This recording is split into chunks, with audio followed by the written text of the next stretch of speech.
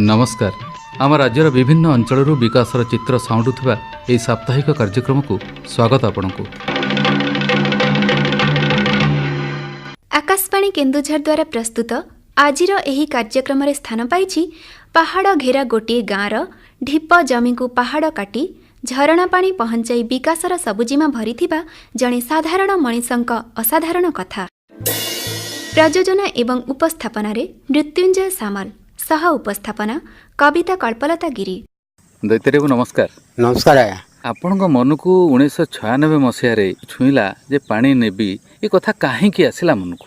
आज्ञा सेटा आमर मन को कहीं आसला ना माने आमर बापा रखे गुड़ामाल बहुत गुड़ामाल जमी माने उच्चा जमी से पानी जाऊन कौन से चाष कना आम कौन से उपकृत हो पारूनी तेणुक चिंता कर करत कटा नालू पानी आनीना आम छुआ पिला भविष्य काल में उपकृत हम कि आम निजे दाना पानी पाइबू बोले आज्ञा मन चिंता कर पहाड़ काटिक पानी आनिक 96 नागिले 2001 बेलू गाँव में पानी पहुँचे। अच्छा ता पूर्व जिते आप पानी कथा चिंता करनथिले केमती गाँव में चलुथिले? बड़ कष्ट चलुनु मूल चालक हानि टानी माने चलुनु। कोठी मूल लगन जो आड़े मिले आमर कुछ बंचुमा तापर पानी नबार आमर आ कौन से आड़े भल स्वार्थ रही संसार आम पनीपरिया टे भी हम आ चाइचुंगी धान कले भी हम जहाँ भावे आया ताहा करी असल करवाटा असल करना या सब मन ठीक ऊपर रही है। जो करवा कथा मन में आपन गोटे जिद आसला जे 1996 मसीह जिद आसला जे जेमिति हेले पानी पहुंचेबा सेतबेले आउ काम दाम करिया को गलेनी एथरे जेतबेले मन देले हां ठीक मन देले जेमति आ काम दाम ऊपर मन देले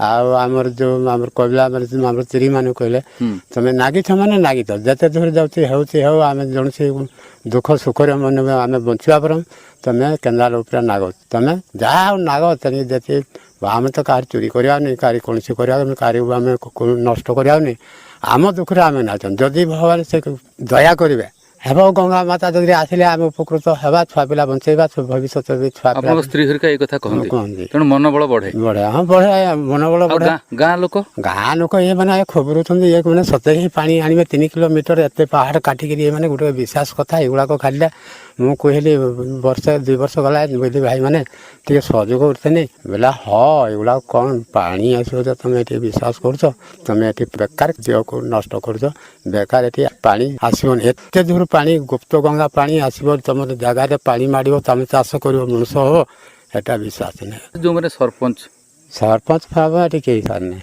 कि मैंने आसती ना कि जानिले ना जिते आप आरंभ कले खाली गछ काटिले गछ काटनु तापर गछ काटी काटी मैंने लक्ष्य कर सर्वे कर चलन। अच्छा जो पहाड़ को काटिक नेले से पहाड़ ना तो गुनासिका नुह ना एटा बेलमूल पहाड़ सार आपको आपण काटिक चलिले आपण जानिले जे एटा को काटिक नेले हबो तो केनाल कले सरुआ केनाल टे कोन सब कोथरे खोलिले ये तो पहाड़िया जगह साबल रे आ गोंती रे गामला रे माटी को उठे माने गांडुआ रे माटी फिंगू मु टाड़े आमर सान भाई मझिया भाई पुतरा माने तांके रामपंथी माटी के फिंगते एमती केते जण लोक काम आम बराबर लागू आम जीवन रे माने पुतरा गुटे आम 4 भाई केते बेले आरंभ करंती काम काम केते बेले आम रात को 7 बाहर के पळि आछू भात कन धरिकी संध्या पर्यंत सारा एमती पूरा 4 वर्ष जाक चलेला। अच्छा से जो 4 वर्ष रे आपण तो आउ किछि काम दाम कलेनी खाली एई थरे लागिले ना घर चलेला केम चाष करू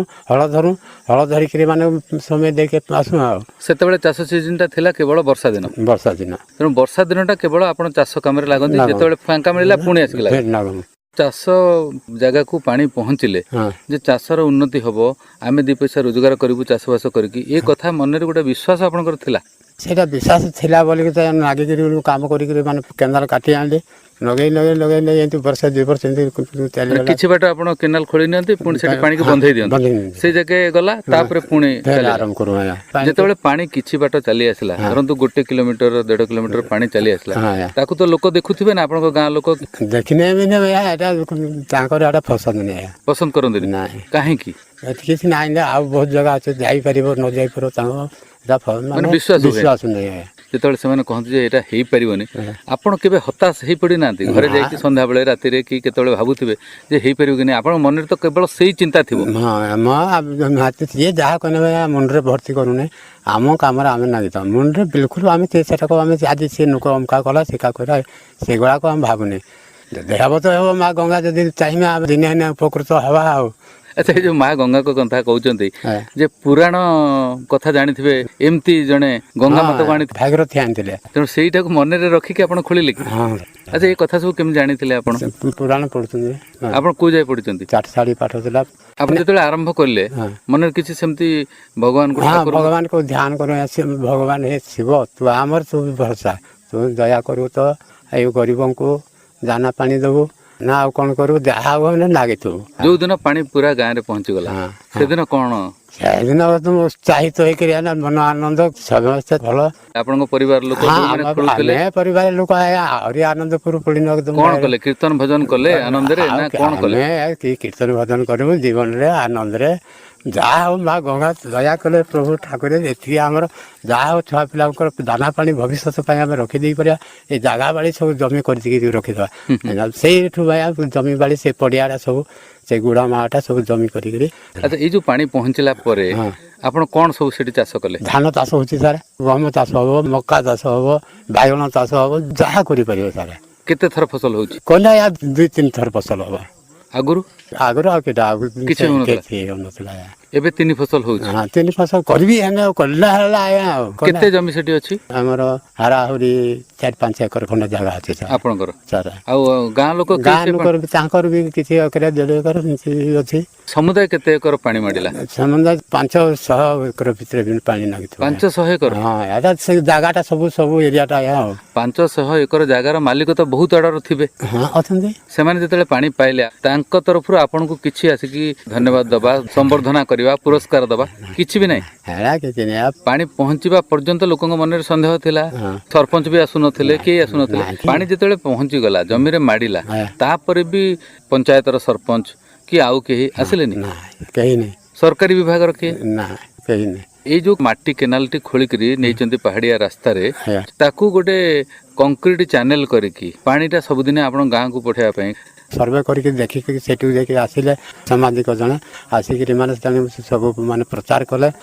ଆର୍ଥିକ ସାହାଯ୍ୟ କେହି ଦେଇନାହାନ୍ତି? ନାଇଁ ସାର୍। ଆଚ୍ଛା ଆପଣ ପାଣି ପହଞ୍ଚେଇଲା ପରେ ପିଲାମାନେ ଖୁସି ହେଇଥିବେ ଯେ ହଁ ବାପାକୁ ପାଣି ପହଞ୍ଚାଇଲେ ନା ଭବିଷ୍ୟତ ଆମ ଜୀବନରେ ଟିକେ ସ୍ୱାର୍ଥରେ ରହିବା, ଜମି ବାଡ଼ି କରିବା, ଖାଇବା ପିଇବା, ଦାନା ପାଣି ଆମକୁ ଖଟିବ। କେତେ ପିଲା ଆପଣଙ୍କର? 4ଟା ପିଲା। ସେମାନେ ସେଇ ଚାଷବାସ କରୁଛନ୍ତି? ସେଇ ଚାଷବାସ। ବର୍ତ୍ତମାନ ଆପଣଙ୍କର ଯୋଉ ଜମିରେ ପାଣି ପହଞ୍ଚିଲା ପରେ ଯେତିକି ଫସଲ ସବୁ ହଉଛି ସେଥିରେ ଖୁସିରେ ଆପଣଙ୍କ ପରିବାର ଚଳି ଯାଉଛି? ହେଇଯାଉଛି ସାର୍। ଆଗରୁ ସେଭଳି ଅବସ୍ଥା ନଥିଲା, ବହୁତ କଷ୍ଟ ଥିଲା। ଆଚ୍ଛା ଏଇ ଯୋଉ 500 ଏକର ଜମିରେ ଯାହାଙ୍କର ପାଣି ସବୁ ମାଡ଼ିଲା ସେ ଜମି ବାଲା ସବୁ ଆଗରୁ କ'ଣ କରୁଥିଲେ? ସେ ବି ସେଇ ଜମି ଭିତରେ ସେ କଷ୍ଟରେ ପାଣି ମାନେ କଷ୍ଟ ସେ ଦିନେ ପାଣି ଟିକେ ନଗେନା ଆର ଦିନ ନଥିବ ଏମିତି ହଉଥିଲା। ଏବେ ପାଣି ପହଞ୍ଚିଲା ପରେ ଆରାମରେ ଚାଷ କରୁଛନ୍ତି। ସେମାନେ କ'ଣ ସବୁ ଚାଷ କରୁଛନ୍ତି? ସେ ବି ବାଇଗଣ ମକା ବି କରନ୍ତି, କୋବି କରନ୍ତି, ସବୁ ପ୍ରକାର ଚାଷ କରନ୍ତି। ମୁଖ୍ୟ ଫସଲ କ'ଣ? ମୁଖ୍ୟ ଫସଲ ମକା ହବ, ଧାନ ସାର୍।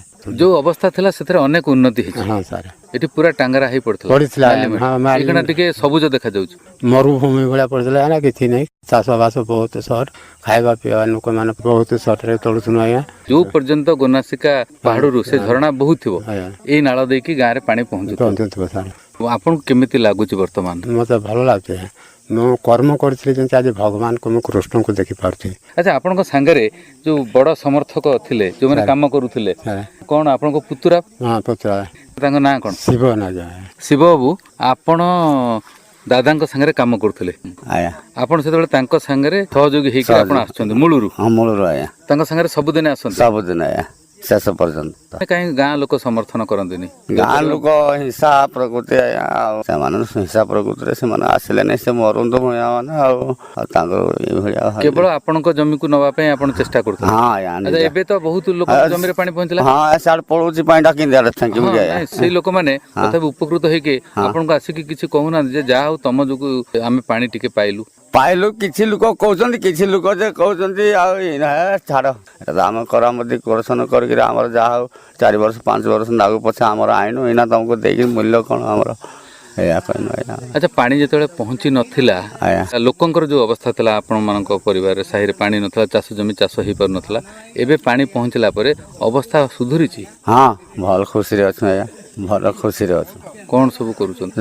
ଯିଏ ଯାହା କରିବ ଧାନ କରୁଛୁ ଆଉ ତମେ ଗହମ କଲେ ବି ଗହମ ହବ କିନ୍ତୁ ଏସାଲ ସିନା ବର୍ଷା ହେଲାନି ଆଜ୍ଞା ନହେଲେ ବର୍ଷା ହେଲେ 12 ମାସି ଲାଗି ଯାଉଛି ପାଣିଟା ପହଞ୍ଚିଯାଏ ଆଜ୍ଞା। କେବଳ ସାଲ ବର୍ଷା ନ ବୋଲିକି ନହେଲେ ବାଇଗଣ ବି ହେଉଛି ଆଳୁ ହେଉଛି ଗହମ ହେଉଛି ଯିଏ ଯାହା କରିପାରିବ ବିଲାତି ବାଇଗଣ ପନିପରିବା ବି ହୁଏ ଆଜ୍ଞା ଲଙ୍କା ଫଙ୍କା ବିକ୍ରି ନା କେବଳ ହଁ ବିକ୍ରି ବି କରନ୍ତି ଖାଆନ୍ତି ବି ଆଉ କେତେ ଖାଇବେ ଆଜ୍ଞା ମୁଁ ତ ବିକ୍ରି କରେ ଆଜ୍ଞା ସାର ତେଣୁ ଏଥିରେ ଭଲରେ ଚଳି ଯାଉଛି ଏ ପାଣି ଯଦି ହଁ ନଥିଲା, ନା ଖୁସିରେ ଚଳି ଯାଉଛି। ଆଉ ସେତେବେଳେ ଏଗୁଡ଼ା ସେତେବେଳେ ବହୁତ ମାନେ ହଇରାଣରେ ଥିଲୁ ଆଜ୍ଞା ବିକ୍ରି ବି କରିପାରୁନଥିଲୁ। ବିକ୍ରି କ'ଣ କରିବୁ ଆମେ ତ ଖାଇତେ ଦାନା ପାଉନି ଆଉ ଚାଷ ହୁଏନି ଗୁଡ଼ା ଧାନ କନେ ବି ଗୁଡ଼ା ଧାନ ବି ଭଲକିରି ହୁଏନି ଆଜ୍ଞା ଆଉ ଯେଉଁ ଜମି ଦିକାର ବି ଅଛି ତାକୁ ବି ପାଣି ପହଞ୍ଚେ ନାହିଁ ଉପର ପାଣି ଆଚ୍ଛା ଏଇ ଯୋଉ ପାଣି ଗଲା ବୋଲିକି ଆପଣଙ୍କର ବିକାଶ ହେଲା ଭଲରେ ରହିଲେ ଆପଣ କହୁଛନ୍ତି ଏବେ ଭଲରେ ଅଛୁ ଆଜ୍ଞା ଏ ପାଇଁ ଆପଣ କେବେ କାକାଙ୍କୁ ବହୁତ ଧନ୍ୟବାଦ ଦିଅନ୍ତି ଯେ କାକା ଯୋଗୁଁ ଏଇଟା ସମ୍ଭବ ହେଇପାରିଲା ତା ମୁଣ୍ଡକୁ ଜୁଟିଲା ବୋଲିକି ଏଇଟା ହେଇପାରିଲା ହଁ ଆଜ୍ଞା କୁହନ୍ତି କେବେ? ହଁ ତେଣୁ କାକାଙ୍କ ସାଙ୍ଗରେ ଭଲ ସମ୍ପର୍କ ରଖିଛି। ହଁ ଏକାଠି ବସୁଛୁ ଏକାଠି ଖାଉଛୁ ଆଜ୍ଞା ଛୁଆ କାଳୁ ଆଉ ସେ ମୋତେ ଶିଖେଇଛନ୍ତି କାମ ଆଉ। ଦୈତାରୀ ବାବୁ ଏଇ ଯୋଉ କେନାଲଟି ଆପଣ ନେଇକି 3 କିଲୋମିଟର ଦୂରରୁ ପାଣି ପହଞ୍ଚେଇଲେ ଗୋଡ଼ା ଜମିରେ କ'ଣ ଇଚ୍ଛା ଅଛି ଭବିଷ୍ୟତରେ କ'ଣ ହେଲେ? ମୋର ଇଚ୍ଛା ହେଉଛି ଆଜ୍ଞା ସେଠି ଟିକେ କ୍ରସ୍ ବନ୍ଧ ହେଇକରି ଏଇ ତଳ ବାଟ ଯଦି କଂକ୍ରିଟ ହେଇକରି ମାନେ ତଳ ବାଟ ଖାଲି ପ୍ଲାଷ୍ଟର ହେଇକରି ମାନେ ଯଦି ପାଣିଟା ଯାଇଥାଏ ଭବିଷ୍ୟତ ପାଇଁ ସବୁଦିନ ପାଇଁ ମୁଁ ଯୋଡ଼ି ରହିଥାଏ। ତେଣୁ ପାଣି ଲିକେଜଟା ବନ୍ଦ ହେଇପାରନ୍ତା ଏବଂ ପାଣି ଭଲରେ ଆହୁରି ଯାଇପାରନ୍ତା। ଯାଇପାରନ୍ତା। ବହୁତ ବହୁତ ଧନ୍ୟବାଦ।